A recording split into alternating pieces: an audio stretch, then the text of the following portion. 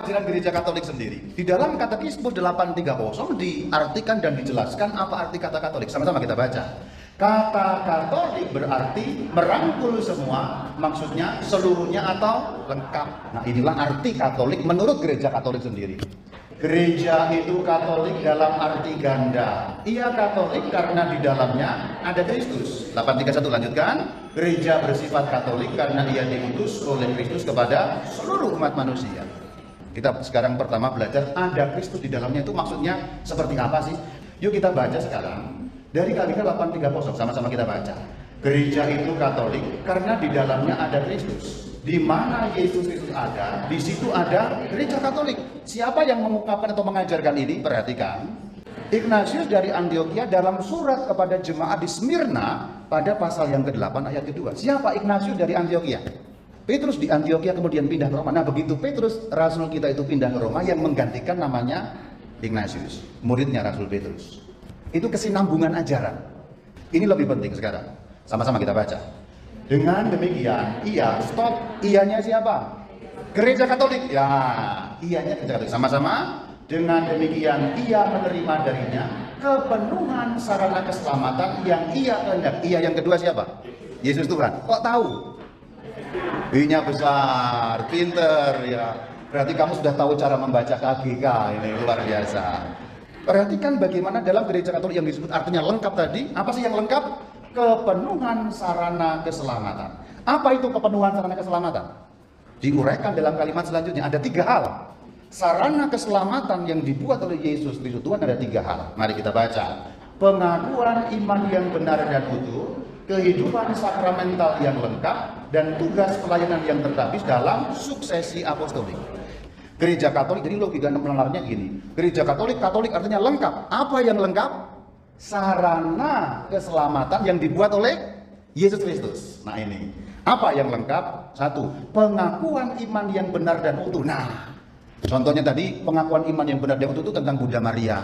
Bunda Maria bukan tidak diakui sungguh, redemptrix, utuh. Lalu dari mana kita simpulkan utuhnya? Dari syahadat. Kredo syahadat para rasul diturunkan dari para rasul. Kredo Nikea Konstantinopel itu dari sinode atau konsili Nikea dan Konstantinopel. Jadi utuh terpelihara, utuh benar dan utuh. Nomor 2, kehidupan sakramental. Kita punya berapa sakramen? 7 sakramen. Beberapa di tempat yang lain ada yang punya 2 sakramen. Kurang kan? Ketika ada yang keluar, ada yang membuat 2, ada bahkan yang tidak punya sakramen. Itu tadi yang saya gambarkan, maaf dengan kertas kosong. Sakramen tertinggi dan puncak, sumber dan puncak. Apa itu? Ekaristi. Itu diperintahkan langsung oleh Tuhan apa tidak? Iya. Kok hilang?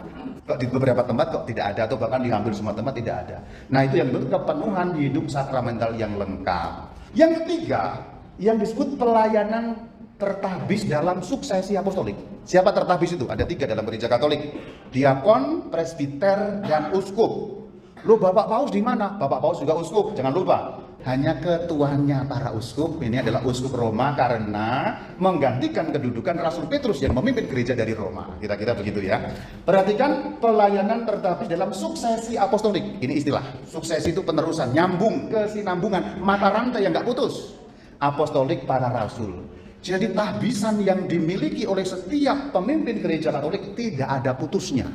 Nah itu yang disebut sebagai kepenuhan sarana keselamatan dari apa yang dikatakan 3 hal ini. Jadi kalau dikatakan, apa artinya Katolik? Lengkap. Apa maksudnya lengkap? Penuh sarana keselamatannya. Yaitu pengakuan iman yang benar dan utuh, kehidupan sakramen yang lengkap, dan tertabis yang punya suksesi apostolik nyambung sampai zaman para rasul. Tidak untuk Black Henry, tapi maksudnya yang lain itu putus sampai abad ke-16, tidak punya sambungan sukses. Diutus kepada seluruh dunia. Mari kita baca dalam KGK 831, sama-sama kita baca. Semua orang dipanggil kepada umat Allah yang baru. Maka umat itu yang tetap satu dan tunggal harus disebarluaskan ke seluruh dunia, dan itulah kenapa Santo Fransiskus Xaverus tanda petik kurang kerjaan 500 tahun yang lalu dari tanah Eropa sampai ke tanah Indonesia yang dulu belum bernama Indonesia, masih Nusantara, sampai ke Maluku. Karena harus disebarluaskan ke seluruh dunia mengikuti perintah Tuhan di dalam Matius 28. Yuk kita baca sama-sama. Jadikanlah semua bangsa muridku dan baptislah mereka dalam nama Bapa dan Anak dan Roh Kudus, dan ajarlah mereka melakukan segala sesuatu yang telah kuperintahkan kepadamu. Tujuannya apa? 831 kita bahas, sama-sama kita baca. Supaya terpenuhilah rencana kehendak Allah yang pada awal mula menciptakan satu kodrat manusia dan menetapkan untuk akhirnya menghimpun dan mempersatukan lagi anak-anaknya yang tersebar. Jadi maksudnya anak-anak yang tersebar itu, ini kamu pakai bahasa Jepang segala. Bahasa gampangnya mengimani macam-macam yang sebenarnya bukan harus diimani gitu. Ini bahasa gampangnya begitu. Tidak nyembah Allah yang benar, nggak jelas, kemudian tujuannya, polanya, sembahannya macam-macam, ternyata kacau. Itu yang dimaksud anak-anak Allah yang tersebar. Adakah ayatnya? Ada. Yohanes 11 ayat 51. Yuk sama-sama kita baca. Yesus akan mati untuk bangsa itu, dan bukan untuk bangsa itu saja, tetapi juga untuk mengumpulkan dan anak-anak Allah yang tercerai-berai. Nyembah sembahan macam-macam yang tidak jelas itu yang dimaksud anak-anak Allah yang tercerai-berai. Coba lihat dunia. Kira-kira menurut pendapatmu anak-anak Tuhan ini tercerai-berai apa enggak? Ya, nah itulah yang dimaksud. Tidak kenal Yesus, tidak kenal kebenaran, tidak kenal Allah yang benar dan lain sebagainya. Itulah yang dimaksudkan dengan anak-anak Allah yang tercerai-berai. Apakah semua anak-anak Allah yang bukan Katolik anak-anak Allah apa bukan? Kenapa begitu? Karena diciptakan oleh Allah. Semua diciptai, nanti kita akan lihat secara lebih jelas lagi. Berikutnya, siapa yang termasuk gereja Katolik akan kita lihat. Yuk, KGK 836 sama-sama kita baca. Semua manusia dipanggil menuju kesatuan Katolik umat Allah. Jadi semua dipanggil untuk kenal Yesus yang sepenuh-penuhnya, kenal Allah yang benar, dan untuk kenal itu kelengkapannya ada di dalam gereja Katolik. Itu yang dimaksud dengan ayat ini. Selanjutnya, masih pada lanjutannya, sama-sama kita baca.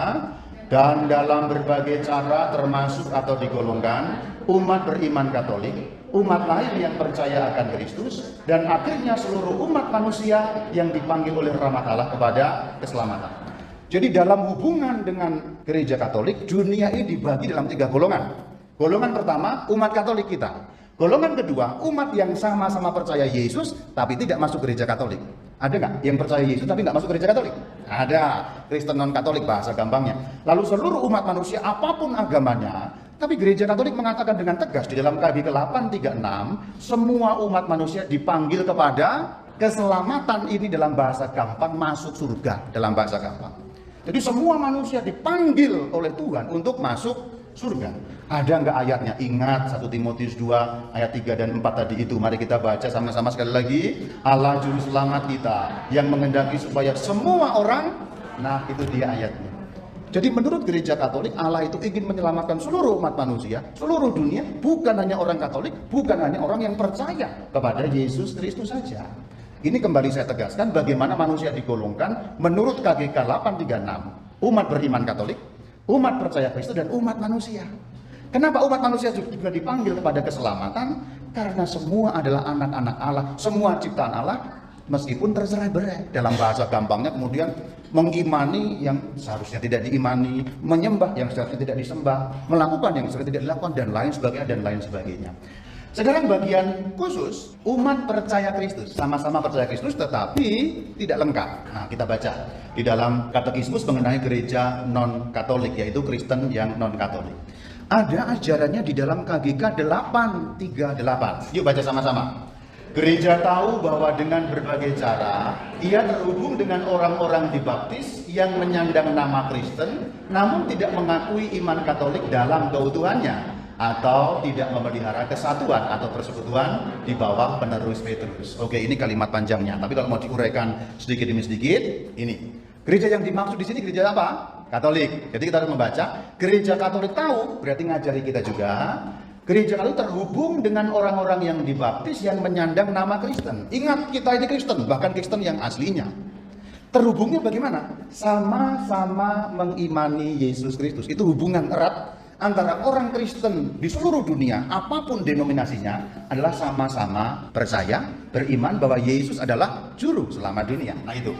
Kristen namun, nah ini, ada kata namun, Kristen namun. Aku menggunakan istilah Kristen namun, istilahku ya, yang aku kutip dari KGK. Sama-sama kita baca kalimatnya. Menyandang nama Kristen, namun tidak mengakui iman Katolik dalam keutuhannya. Stop. Contohnya tidak mengakui iman Katolik dalam keutuhannya itu contohnya apa? Contoh, tidak punya ekaristi. Tidak punya ekaristi adalah contoh kuat untuk mengatakan imannya tidak utuh. Yesus memerintahkan, kok tidak ada. Nah itu, simbolnya begitu. Kemudian, atau tidak memelihara kesatuan atau persekutuan di bawah penerus Petrus. Siapa penerus Petrus? Penerus Petrus Uskup Roma. Uskup Roma adalah Paus. Kesatuan dengan penerus Petrus penting. Kenapa? Kita kembali ke Matius 16 ayat 18. Tu es Petrus et super hang Petram edificabo ecclesia mea. Yang artinya, engkau adalah Petrus, dan di atas batu karang ini aku akan mendirikan. Jadi posisi Petrus berkaitan dengan gereja penting apa tidak? Kan penting, sebagai dasar landasan. Bahkan nanti kalau kita membaca dalam Yohanes 21, yang Petrus ditanya 3 kali itu loh. Petrus, apakah engkau mengasihi aku? Engkau tahu Tuhan, aku mengasihi engkau. Perintahnya apa? Gembala kala doa ini kesatuan, karena Petrus dipilih sebagai gembala agung. Itulah pentingnya Bapak Paus, sebagai simbol kesatuan, gembala yang dipilih langsung oleh baginda junjungan kita Yesus Kristus. Haleluya, saudara.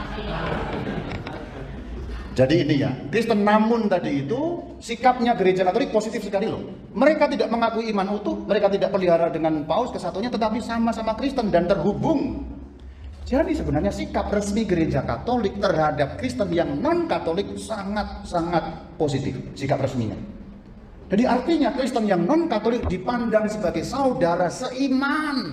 Meskipun apa? Ada kekurangan dalam hal keutuhan iman dan dalam hal kepemimpinan.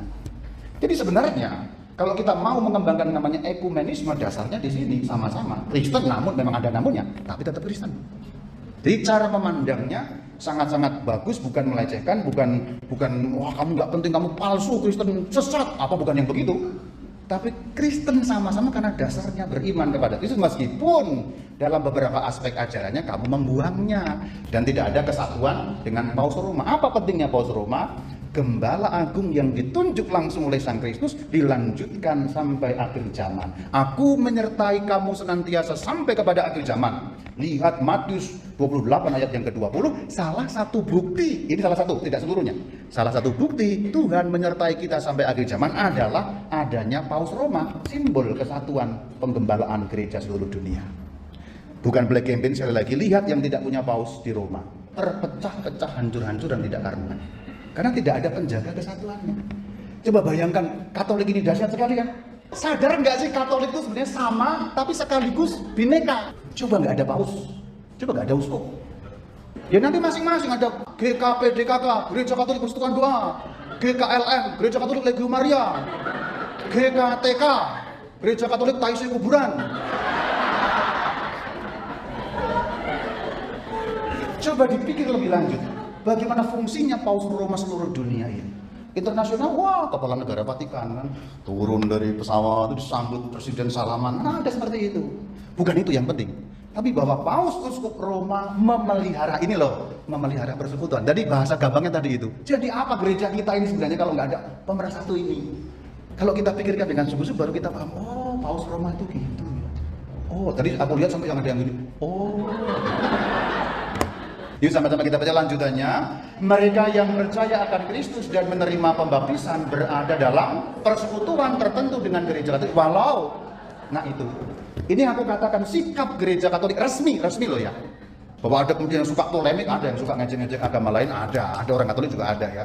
Hanya cirinya pada umumnya resmi, kita itu nggak begitu. Perhatikan, Roma-Roma kita itu adem loh. Saudara-saudara. Kita ini mendengarkan firman Tuhan. Oke. Walaupun tidak sempurna, jadi gereja Katolik memandang itu semua hubungan satu dengan yang lain kepada gereja Katolik itu Kristus yang menyatukan, meskipun tidak sempurna. Ada yang kurang, ekaristinya nggak ada, sakramennya tidak ada, dan lain sebagainya sudah saya sebut di bagian awal tadi. Itu cara memahaminya. Lanjut sekarang.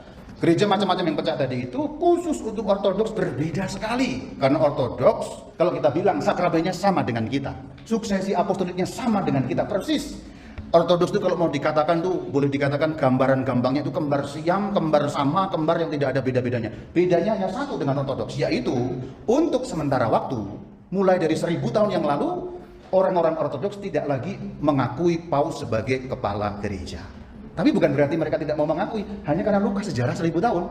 Dalam perjumpaan ini makin intens, mereka akan kemudian mulai makin menyatu kembali. Oke, kita baca sekarang, sama-sama kita baca. Dengan gereja-gereja Ortodoks, persekutuan ini begitu mendalam bahwa ini kurang sedikit untuk mencapai kepenuhan yang mengizinkan satu perayaan bersama Ekaristi Tuhan. Jadi Ortodoks kurangnya hanya bahasa Jermannya Sauti. Dikit. Apa kurangnya Ortodoks? Satu saja. Untuk sementara waktu sejak 1000 tahun lalu, mereka tidak lagi atau belum lagi mengakui Paus sebagai kepala gereja sebagaimana kita mengakuinya. Hanya itu. Kalau sakramennya sama. Ortodoks punya uskup, punya. Ekaristi, punya. Mereka punya perminyakan pengurapan masjid, punya presbiter, punya. Pertanyaan tentang Ortodoks mungkin akan banyak, tapi saya tidak akan bahas mengenai Ortodoks di sini karena bukan tema kita. Nah, agama non-Kristen. Tadi kan sudah yang sama-sama Kristen, positif sekali kita. Bagaimana mengenai agama-agama non-Kristen? Yuk sekarang kita baca dari KGK 842. Sama-sama kita baca. Ikatan gereja dengan agama-agama non-Kristen pertama-tama ada pada asal-usul dan tujuan bersama umat manusia mempunyai satu tujuan tertinggi, yaitu Allah. Ya, ini ruwet kan kalimatnya, bahasa gampangnya. Kita dengan orang-orang yang non-Kristen, yang agama lain, hubungannya apa sih? Sama-sama anak-anak Tuhan yang dicintai. Hubungan kita dengan manusia-manusia lain adalah Tuhan yang sama itulah, Tuhan yang kita imani sebagai Bapa itulah yang menciptakan asal-usul. Tujuan, gampangnya nanti kalau mati semua akan ke sana gitu.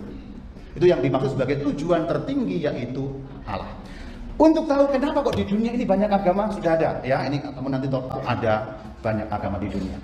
Lalu kok agama-agama di dunia itu kok ajarannya beda-beda? Ini sebabnya. 843 KGK menjelaskan. Sama-sama kita baca. Gereja mengakui bahwa dalam bayangan dan gambaran agama-agama lain mencari Allah yang belum dikenal namun dekat, karena Allah memberikan kehidupan, nafas, dan segala sesuatu dan ingin semua manusia diselamatkan. Jadi orang-orang dari agama lain itu memang penyembahannya dikatakan dalam bayangan dan gambaran Allahnya belum dikenal. Jadi kalau kita pakai bahasa kiasan begini, gereja Katolik mengajarkan Allah yang lengkap gambarnya, puzzle itu kita lengkap, puzzle-nya semuanya sudah tertata. Itulah yang diajarkan oleh gereja Katolik, satu-satunya Allah yang benar. Sementara yang lain, ada yang puzzle setengahnya hilang, ada yang puzzle cuma hanya satu puzzle yang ketemu, padahal jumlahnya 1000. Ada yang puzzle hanyut di bawah air, ada yang puzzle tapi beruat burem gambarnya dan lain sebagainya. Maka gereja mengatakan agama lain itu kenapa ajarannya beda-beda? Karena pemahaman mereka tentang Allah masih dalam bayangan dan gambaran. Allah belum dikenal secara sempurna, maka dikatakan namun dekat. Kenapa kok dekat? Karena semua diciptakan oleh Allah. Jadi kalau kita berbicara mengenai agama lain dalam perspektif gereja Katolik, positif sekali. Gereja Katolik tidak pernah mengatakan agama lain sesat, kafir, masuk neraka jahanam, mudah-mudahan. Nggak ada. Sikap resminya ada di KGK 843. Itu bukan gereja Katolik kalau ada begitu. Kalaupun ada orang gereja Katolik begitu, oknum, pemahamannya tentang kekatolikan jelas keliru. Karena ajaran resmi tidak pernah mengajarkan demikian sejak dari kita baca di dalam KGK. Kalau kita memahami tadi itu berarti Allah kan ingin semua manusia diselamatkan. Tapi kok ada extra ecclesia nulla salus? Kelihatannya bertentangan. Padahal tidak. Bagaimana penjelasannya? Demikian. Di satu pihak Allah ingin semua manusia selamat masuk surga, bahasa gampang. Tetapi kok dikatakan extra ecclesia nulla salus? Kalau enggak di dalam gereja tidak ada keselamatan.